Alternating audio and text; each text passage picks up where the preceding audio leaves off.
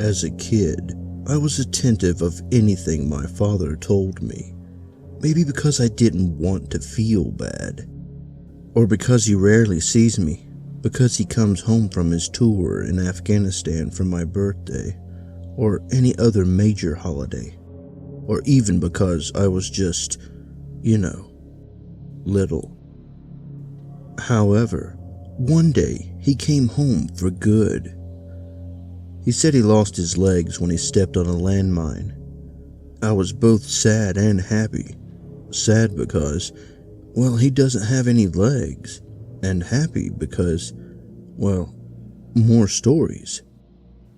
I guess he was feeling the same thing too, because he told me story after story. Normally, kids my age would be playing on video games or playing football, but me? I just listened to my father's stories. However, one day, he told me the strangest story I have ever heard him tell. He claimed this was the story of how he really lost his legs. After he told me, I thought two things. One, this story is actually scary. Two, is he lying?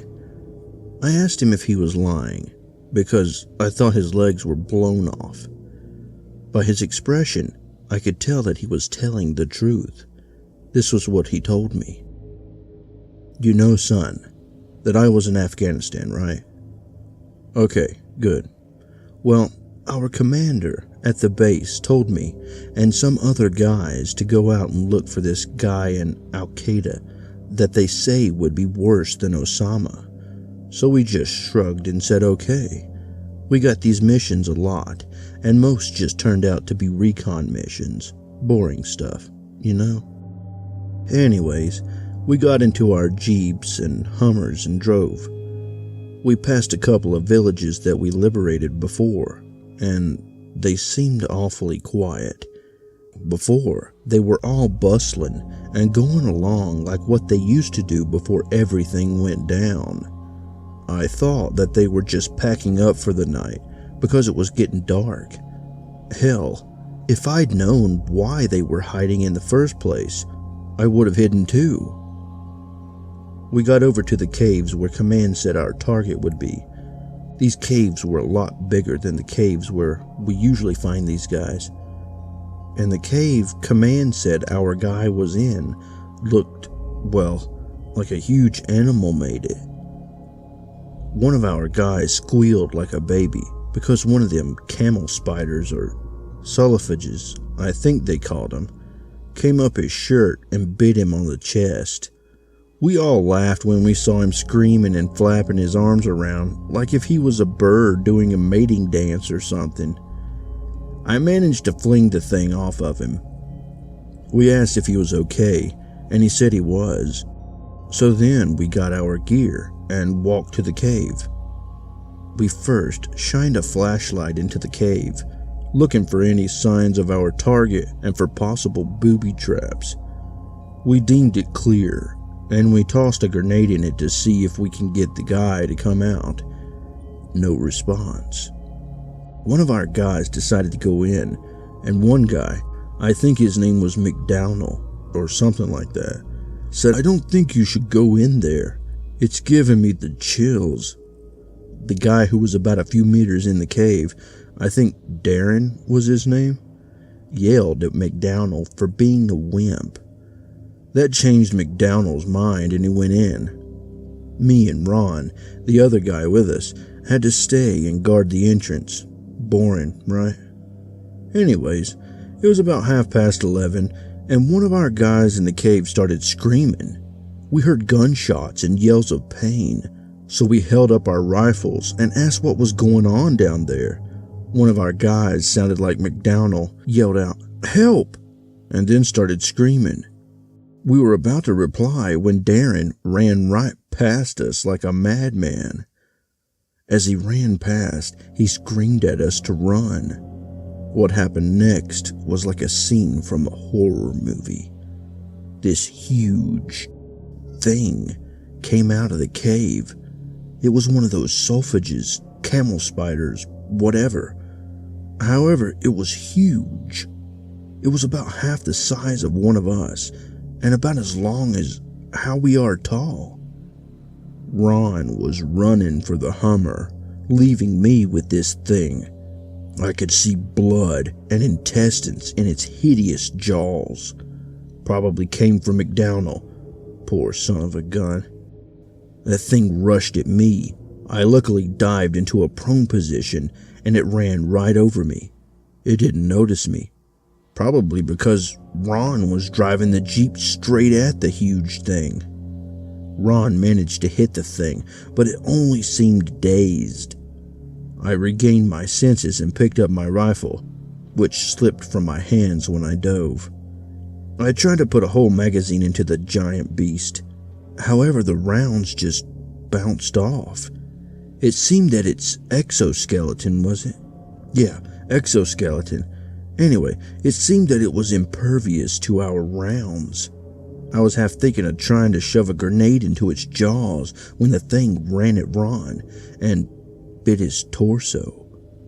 The thing was devouring his lower torso like a wolf digging into the body of a fresh kill. Ron's upper torso soon disappeared into the thing's mouth, just like his lower half.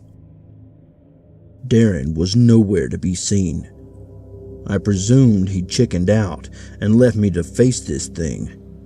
I was too distracted, and I didn't notice this Solifuge running at me until the last possible second. The last thing I knew before I was knocked out by the force of the thing ramming into me was that Darren was yelling. Some other soldiers were yelling as well, and seeing my legs ripped at the knee, bone and tissue being devoured by the thing. I woke up in our camp hospital. I asked how long I was out, and one of our medics replied, "You were out for 2 days, 1 day from trauma and 1 day from drugs." I asked him why I was knocked out because of drugs, and he told me that they had to amputate the rest of what was left over from my legs. Gangrene was destroying the tissue around the area where my legs were gone, so they had to take no chances. After I got out of the camp's hospital, I was told that I could leave with honorable discharge.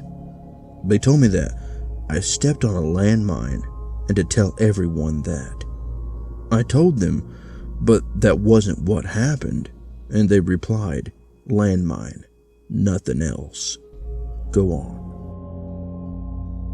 I guess they wanted to cover up the incident by giving me an excuse to tell everyone. I somewhat understood.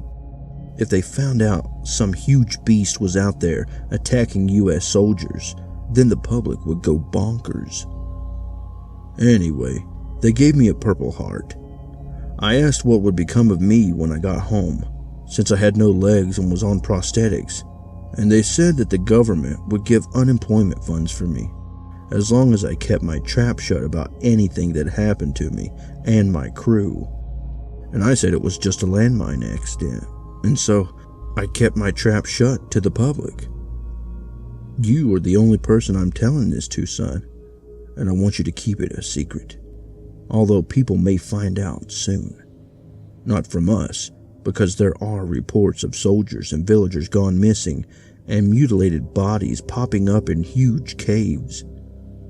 I just hope that thing, or things if there are any more of them, doesn't come here, because they would kill us all if they got the chance. And so, that is the end of my father's story. What he said about the reports of missing people and half-eaten bodies is true. I see him on the news once in a while. The latest one was about the disappearance of some cryptozoology group. They were supposedly searching for a huge arachnid in the caves of Afghanistan, which was hungry for fresh meat. Some of my friends know that I'm holding something back. They pestered me throughout high school, and even in the days after it ended. I'm going into the military, because I want to see if my father's story is really true.